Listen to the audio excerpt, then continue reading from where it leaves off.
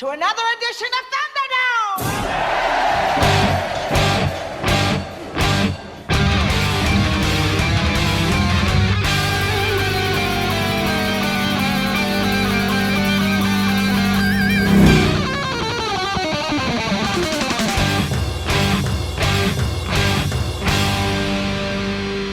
Welcome to the Mad Max Minute, where there are no free rides in Mad Max Beyond Thunderdome, 1 minute at a time. I'm Rick. And I'm Julia. And today we're talking about minute 71, which begins with Max and the others hearing someone shouting in the desert, and it ends with Goanna earnestly following a set of footprints. Joining us once again are the equally earnest Gary Roby and Victoria Cope from the Harry Potter Minute. Hello, hello. Hello there. So when I was prepping my notes, used the word earnest twice in rapid succession, and I was going to go off on this whole thing, pulling quotes from the play The Importance of Being Earnest. And then I realized that I was wasting my effort because what I should have done was used all of that when we were on Spider-Man Minute. Yup. Because Mary Jane is in a show called The Importance of Being Earnest that I was pulling all that stuff from. Well, now it's here for the record so everyone will know that you missed that shot. Everyone can know of my intentions. So as Max, Anna, and Tubba are walking along the desert, they have no tracks to speak of. They're walking up a dune, and then from the distance, they hear a call. Hey! The call of the small child. We'll see. I'm sorry, it's what I felt when he came over that hill and it's just the shot of the dune. Like, it totally makes me think of C-3PO. It really does. I never saw that before. But now it's in my mind. I'm happy that I could bring this to the table. You've opened my eyes.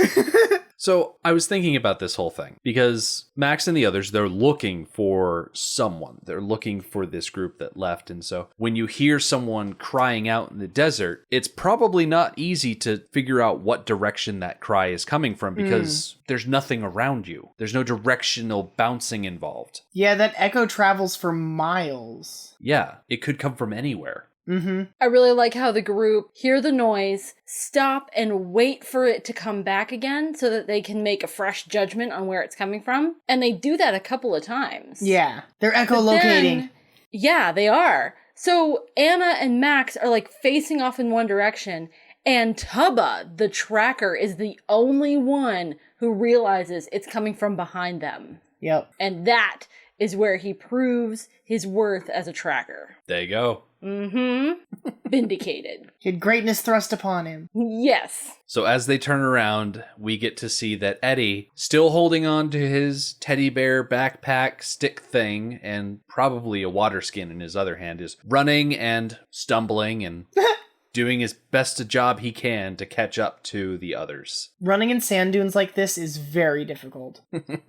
Yeah, it's exhausting just watching them do this. Yup. Trudging along. Mm-hmm. Yeah. Interesting thing about the storybook, this scene of Eddie catching up to the others is not included in the storybook because this whole trek, this whole week of content is covered in 2 pages, which this storybook, it's 75% color photo. So there's really not that much story to it. There's probably a lot more in the novelization. But according to the storybook, they just start out Max, Tubba, and Eddie. There's no run to catch up scene. But as we'll see later on in today's minute, there's something else in the storybook that is glaringly missing from this movie. Oh. But that will come in good time. Before we get on to all of that, and even before we get to the end of this shot, just want to go over real quick. Eddie is played by Shane Tickner. Aw. His top 4 is Mad Max Beyond Thunderdome, Home and Away in 1991, The Perfectionist in 1987, and Princess Kate in 1988. Nice rhyming there.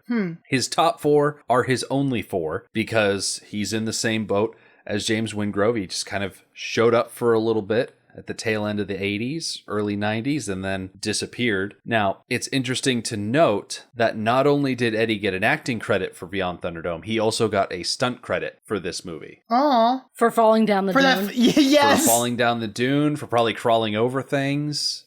riding on Mel Gibson's shoulders. Aww. I just like that they had this tiny child actor and he got to be included on the stunt team in the end credits. That's adorable. Yeah. Now, I mentioned the whole Facebook stalking thing with James the other day. Oh boy. And I actually did find Shane Tickner on Facebook. And I did reach out to him on Facebook because when we talked to Adam Scoogle, who played Finn McCoo, Adam said, find Shane. Nice. Because Shane went everywhere. So I reached out to him on the internet. He doesn't really live in a place that has reliable internet, so he's not going to be able to do an interview with us. But I sent him a couple of questions. That's cool. And this is where I would insert, oh, hey, I have answers. If, I get the answers before September rolls around. Oh, I really hope you do. I really hope you do. So that will be included in the final edit. Those answers will include what he's doing nowadays, because I think he's just a firefighter. Aw, which that's I say, cool. just a firefighter. That's awesome. That's Firefighters super are awesome. cool. They're cop level heroics without any of the cop level baggage. Yeah, exactly. Yeah. And if Max has taught us anything, cop level baggage is through the roof. Yeah. This entire series is cop level baggage. Yeah. I guessed that he was a firefighter because he has a picture of a shirt on his Facebook page. It says, find 'em hot, leave 'em wet. And it's a picture of a firefighter. Crying out loud. Okay. This he little kid, he grows only up to be gets away with that because he is an Australian fireman. Yeah. And that is just okay. Fine. Right. It makes, if you do a Google image search for Shane Tickner, there's a picture of him, his wife, and his kid at like a car show that some newspaper took. Nice. Yeah, he's out there doing good stuff, I bet. Hey everyone, it's Rick in the editing booth. I know it's been a while since I last had to interject like this, but as I'm editing this episode, it is August, and I have yet to hear back from Shane Tickner at all. So we're still without answers to any of those questions that I asked him. I hate to be the bearer of bad news, a real wet blanket on the situation, but hey, that's life in the big city. So enjoy the rest of the episode. Coming back into the minute, we're still watching Eddie run and stumble over these dunes, and Max, in what I can only assume is an 80-yard line, he says to the others, he holds his own, okay? Mm-hmm. And then they turn and continue walking. Mm-hmm, sure. I love this cut that's about to happen here. It is adorable. So we cut from this shot of them walking away, and then we cut to a shot looking over the top of a dune, and you see the group approaching, and you can see Eddie's teddy bear stick thing, and you think, oh, here comes Eddie. He's walking up over the dune. And then it's revealed that Eddie is actually just riding on Max's shoulders. He holds his own, but I'll hold him. Yep. Like, he holds his own teddy bear. Mm-hmm. Yeah. It's cute. It's cute. I love cuts like this. There's just something really playful in the edit, like just I don't know if this counts as dramatic irony or whatever, but like it delights me. Yeah, it's a fun joke without going into the goofy realm. Yeah, exactly. A touch of humor without being just too much. Mm-hmm. This movie does both.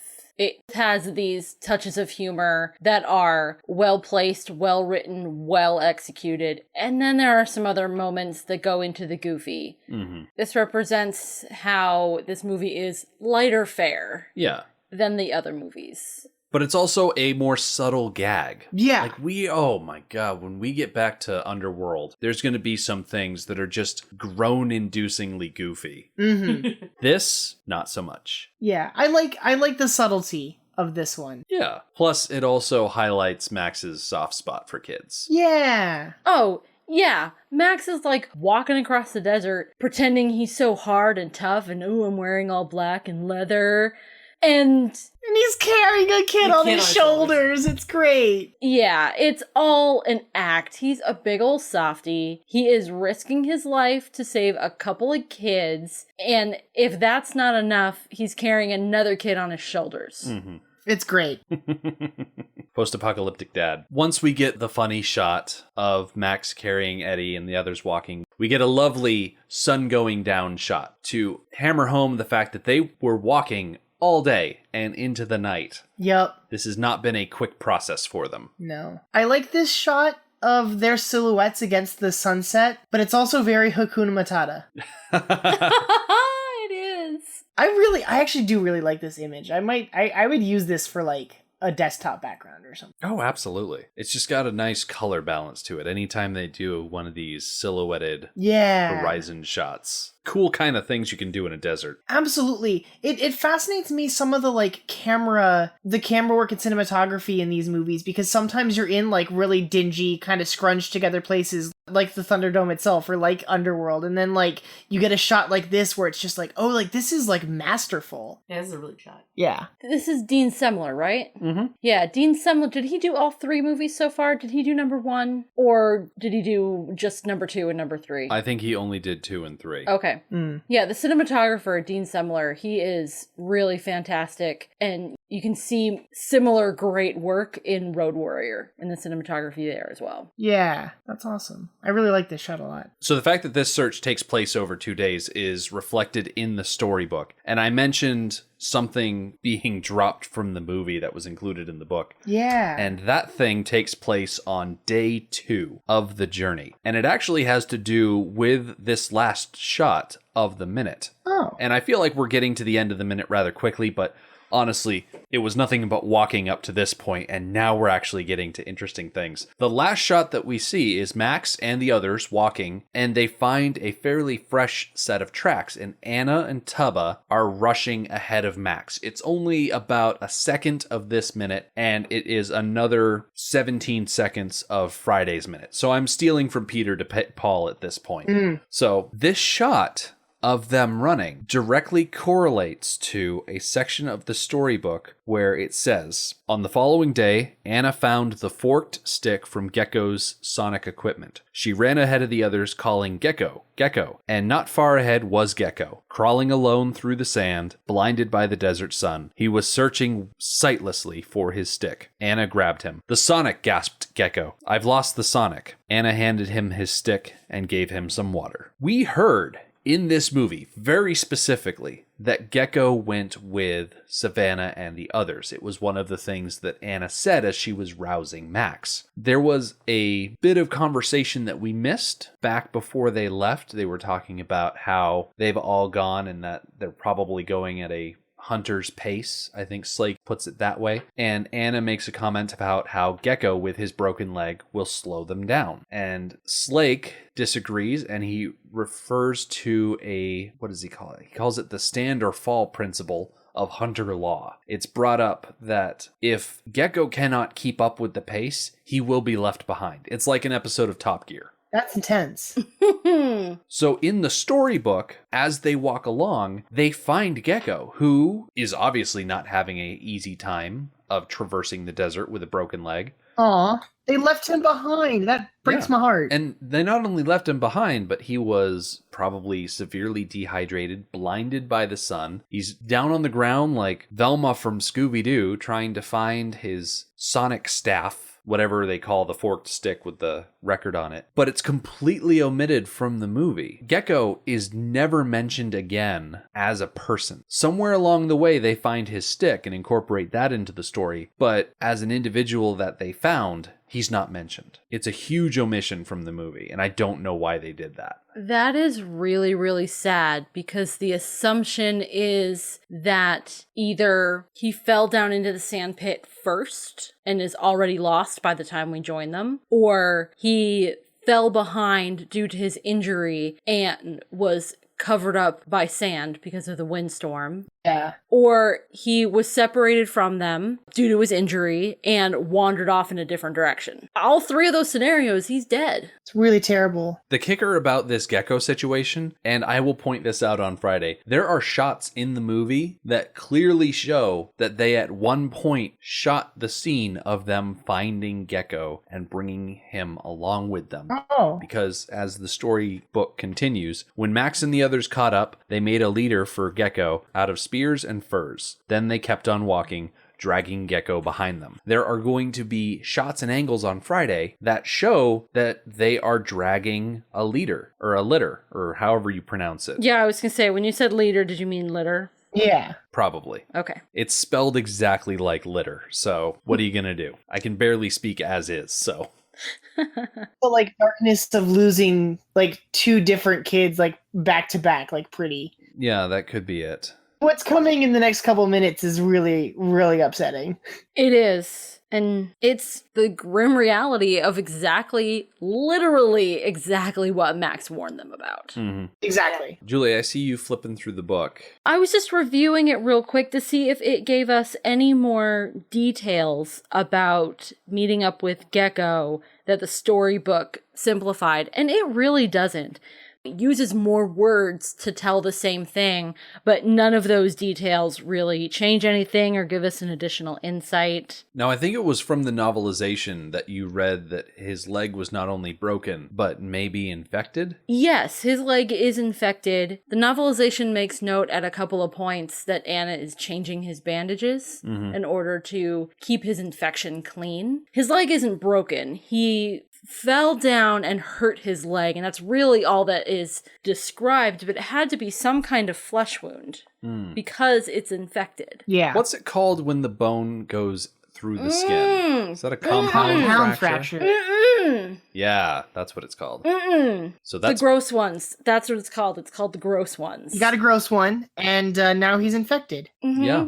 He probably had some sort of puncture wound. That sounds on it like, especially with the conditions that they're living in, like that sounds like something that's like really unlikely to come back from. Yeah, and I've been worried about Gecko for a while because even a simple infection, just from a scratch, could kill you if you don't have medicine. So he's toast anyways. Aw, poor Gecko. Yeah. Being ill is bad. Being injured is worse. Being dehydrated is a step beyond that. And once you bring in the fact that he was blinded, you might as well just start putting nails in that coffin.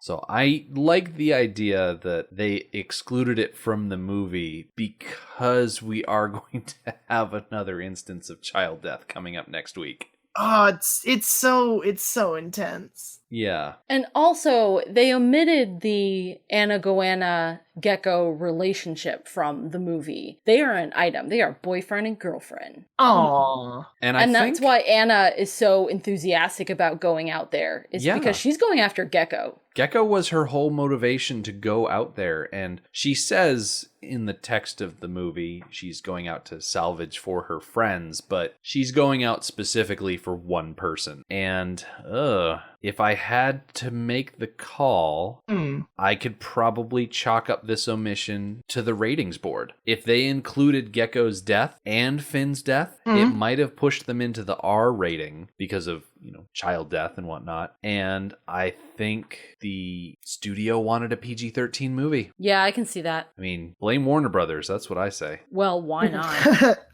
In the current environment, why not? Exactly. And Gecko's death is a little bit more... Well, actually, in the novelization, does he actually die? Yeah. Okay. I haven't gotten that far yet. In the storybook, he dies. Yeah. And they have a full half-page photo of Gecko lying there on the ground, lit by the distant lights of Bartertown, with his head in Anna's lap and Max next to her. Oh my gosh. They're letting him get a look at what he believes is Tomorrowland before he slips away. That's rough. Oh. Yeah, we get to talk about that. Wow, you should post that photo on the Facebook group, on the listeners group. I will when we eventually talk about it. We will get to talk about it, I want to say, next week when we've got the Carlyles as our guests. Ooh. Okay. Yeah, that'll be a fun one. Because it is quite sad. It is. That's heartbreaking. I heard that they just watched that movie for the first time too, and you gave them next week. Like, Yeah. that's rough. Oh, I didn't know it was the first time for them. Yeah.